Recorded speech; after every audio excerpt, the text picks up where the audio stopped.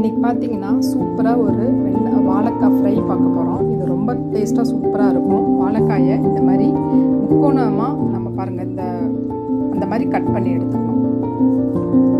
இந்த ஸ்லைஸ் வந்து கொஞ்சம் இதாக இருக்கணும்.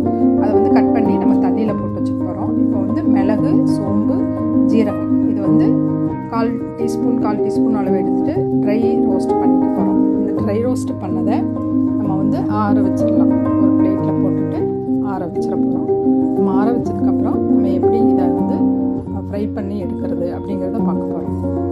அது கூட நம்ம வந்து உப்பு தேவையான அளவு, மிளகாத்தூள் அது எல்லாமே காரத்துக்கு தகுந்தாப்புல, மஞ்சத்தூள் கொஞ்சம், அதுக்கப்புறம் நம்ம வந்து இதுக்கு கூட நம்ம வீட்டில் வச்சுருக்கிற சாம்பார் தூள் இருக்குது இல்லைங்களா, அந்த சாம்பார் தூள் கொஞ்சம் தேவையான அளவு இதெல்லாம் போட்டுட்டு நம்ம பொடி பண்ணி எடுத்துகிட்டு வந்துடலாம் மிக்ஸி ஜாரில் போட்டுட்டு.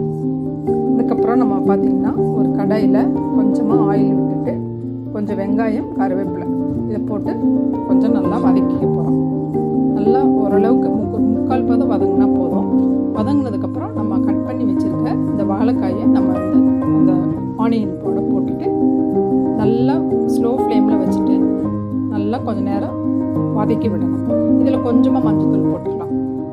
நம்ம க்ளோஸ் பண்ணி வச்சுட்டு நம்ம வேக வச்சா நல்லா அந்த ஹீட்டுக்கே இந்த வாழைக்காய் நல்லா வெந்துடும். அது கூட லைட்டாக கொஞ்சம் நேரம் கழித்து ஒரு 1/4 கப் அளவு தண்ணி வந்து இப்படி தெளித்து விட்டுட்டு நம்ம க்ளோஸ் பண்ணி வச்சிடலாம். அதுக்கப்புறம் நம்ம எடுத்து பார்த்தோம்னா நல்ல வாழைக்காய் குக் ஆகிருக்கும். இப்போ வந்து குக்கானோடனே இதுக்கு சால்ட்டு தேவையான அளவு பார்த்துட்டு நம்ம கொஞ்சம் சால்ட் போட்டுக்கலாம்.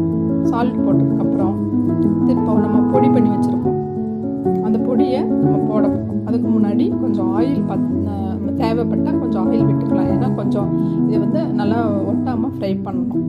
ரொம்ப ஆயில் இல்லை, கொஞ்சம் வேணும்னா போட்டுக்கலாம். அதுக்கப்புறம் நம்ம அந்த பொடி பண்ணி வச்ச பொடியை நம்ம வந்து மேலே தூவி விட்டுட்டு நல்லா ஸ்லோ ஃப்ளேமில் வச்சு நம்ம அப்பப்போ இதை வந்து கிளறி விட்டுக்கிட்டே இருந்தாக்க ஒரு சூப்பரான வாழைக்காய் ஃப்ரை நமக்கு சூப்பராக இருக்கும். இது வந்து எல்லா ரைஸ் கூடயும் போகும். சாம்பார், ரசம், தயிர் இது கூடலாம் சாப்பிட்றதுக்கு ரொம்ப சூப்பராக இருக்கும். காரம் நம்ம சாப்பிட்டு பார்த்துட்டு காரம் வேணும்னா நம்ம கொஞ்சம் போட்டுக்கலாம்.